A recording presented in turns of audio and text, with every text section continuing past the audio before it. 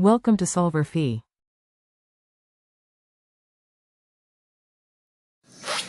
I found this little problem quite fun.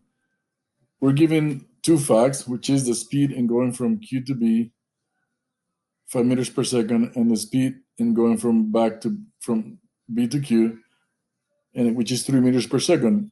And we're asked to compute the average speed for the round trip. And one thing to notice is that the distance from Q to B and the distance from B to Q is the same, and I'm labeling it as D. Because the speeds are different, we're gonna have different time taken to travel the length. So what we can do given the data is to compute the time interval from Q to B, and from the definition that's going to be equal to D, the distance, over the speed, which should be D over 5 seconds, and then the time taken to go back from B to Q, likewise, is going to be D over 3 meters per second, which is D over 3 seconds. Now we know the definition of average speed, which is the average speed is nothing but the total distance travel, which is 2D over the total change in time.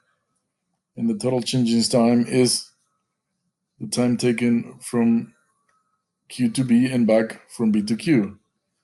So we have 2D over D times 1/5 plus 1/3.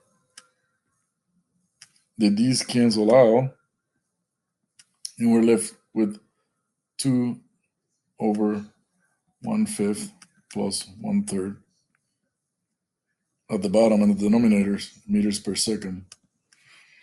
If you plug those numbers into your calculator, you come out with an average speed of 3.75 meters per second. So I thought this was a really cute and fun little problem to learn the definition of average speed.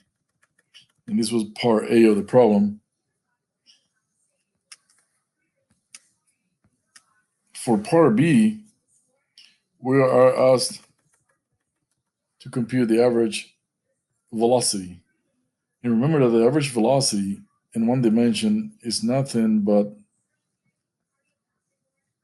the average displacement, not distance, but displacement over change in time. And because the average displacement is 0 over any time, finite time, the average velocity is 0 for this particular problem.